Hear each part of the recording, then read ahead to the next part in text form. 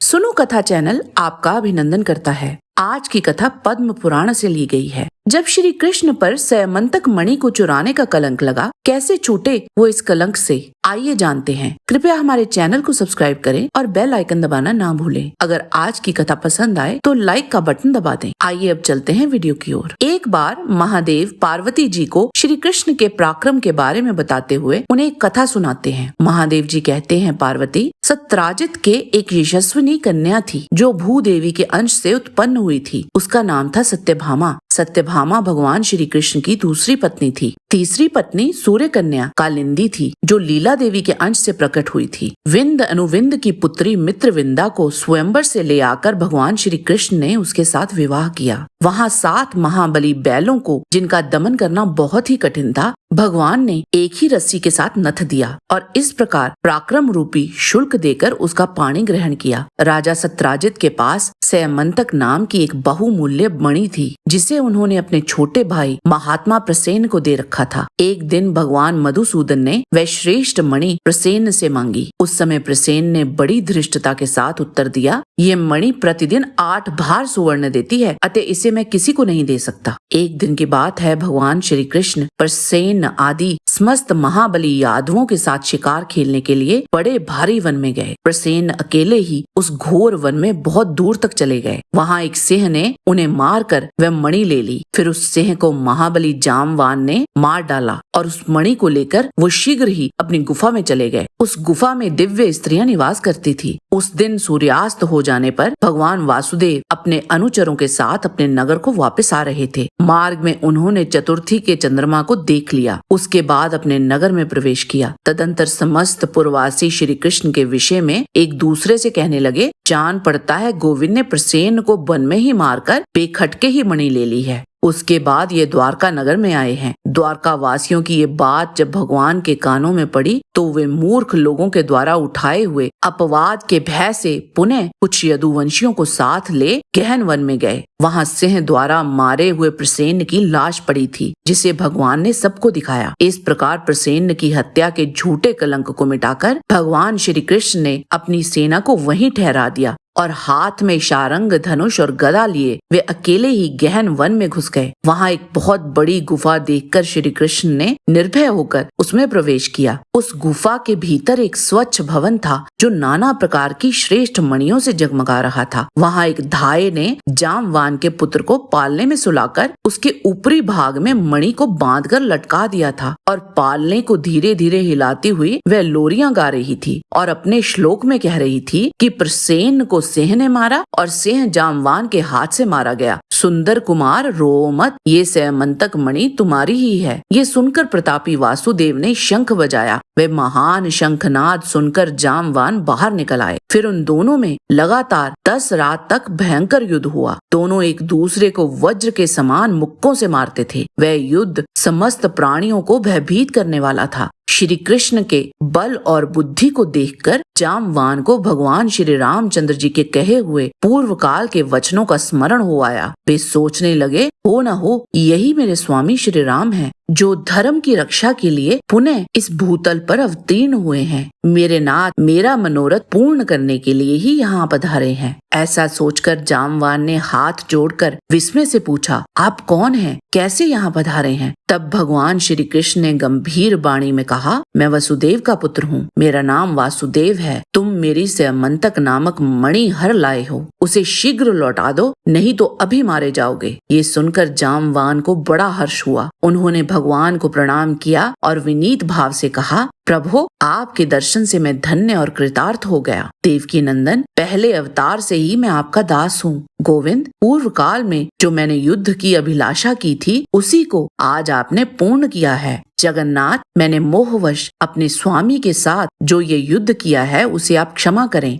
ऐसा कहकर जामवान ने भगवान का विधिवत पूजन किया और अपनी जामवती नाम वाली लावण्यमयी कन्या पत्नी रूप में दान कर दी। साथ ही अन्यान्य श्रेष्ठ मणियों सहित सैमंतक मणि भी दहेज में दे दी। विपक्षी वीरों का दमन करने वाले भगवान श्री कृष्ण ने वही प्रसन्नता पूर्वक जामवती से विवाह किया और जामवान को उत्तम मोक्ष प्रदान किया। फिर जामवती को साथ ले गुफा से बाहर निकलकर वे द्वारकापुरी को गए। वहां पहुंचकर यदुश्रेष्ठ श्री कृष्ण ने सत्राजित को स्यमंतक मणि दे दी और सत्राजित ने उसे अपनी कन्या सत्यभामा को दे दिया। भादों के शुक्ल पक्ष में चतुर्थी को चंद्रमा का दर्शन करने से झूठा कलंक लगता है, अतः उस दिन चंद्रमा को नहीं देखना चाहिए। यदि कदाचित उस तिथि को चंद्रमा का दर्शन हो भी जाए तो इस स्यमंतक मणि की कथा सुनने पर मनुष्य मिथ्या कलंक से छूट जाता है। जय श्री कृष्ण। हमें पूरी उम्मीद है कि आपको आज की कथा पसंद आई होगी। कृपया इसे लाइक और चैनल को सब्सक्राइब अवश्य करें। हम आपके आभारी होंगे। आपसे फिर मिलेंगे एक और कथा के साथ। किसी भी प्रकार की त्रुटि के लिए आपसे क्षमा याचना के साथ निवेदन है कि परम पिता परमात्मा को मन में धारण करें और बोलें, वैदिक सनातन धर्म की सदा ही जय।